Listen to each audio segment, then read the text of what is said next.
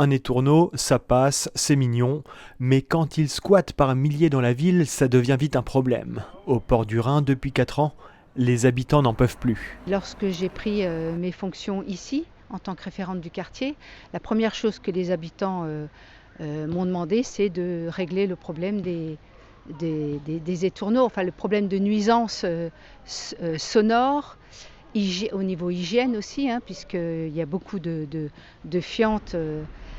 Plusieurs méthodes ont été tentées. L'effarouchement sonore avec des cris de prédateurs ou des ballons avec des têtes d'oiseaux envoyés dans des arbres. Mais les étourneaux n'ont pas été plus dérangés que ça.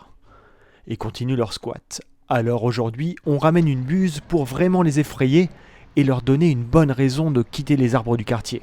Donc là, l'utilisation des rapaces pour l'effarouchement des étourneaux consiste à ramener un prédateur dans une zone où il n'y est plus, afin d'instaurer un climat d'insécurité pour inciter les populations d'étourneaux qui sont nombreuses pendant la migration à quitter le site et à reprendre la migration pour prendre dortoir sur des zones où ils ne poseront pas problème.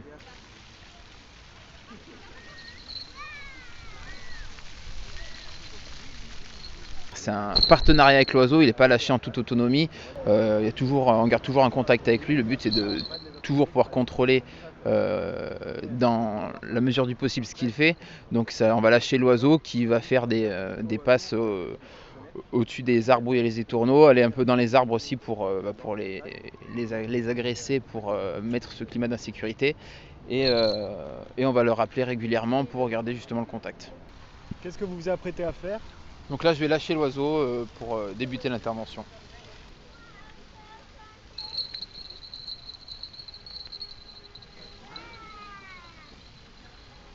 Les fauconniers vont rester quelques jours dans le quartier et si tout va bien, les étourneaux changeront de secteur. Un soulagement pour les habitants.